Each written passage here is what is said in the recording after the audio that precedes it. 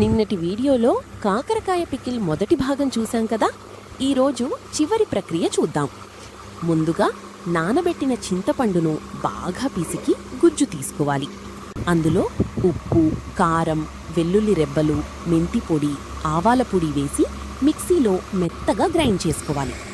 ఇప్పుడు ముందుగా వేయించి చల్లార్చుకున్న కాకరకాయ ముక్కలను ఈ మసాలాలో వేసి ప్రతి ముక్కకు మసాలా బాగా పట్టేలా కలపాలి.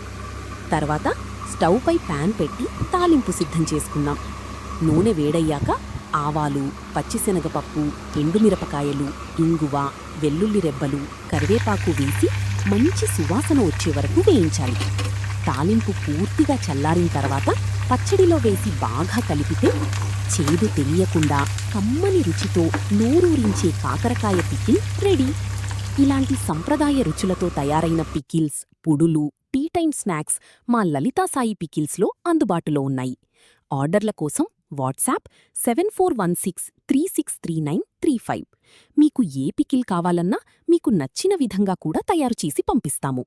వీడియో నచ్చితే లైక్ చేయండి, షేర్ చేయండి. ఇంకా ఇలాంటి హోమ్మేడ్ రెసిపీల కోసం ఫాలో అవ్వండి. ధన్యవాదాలు.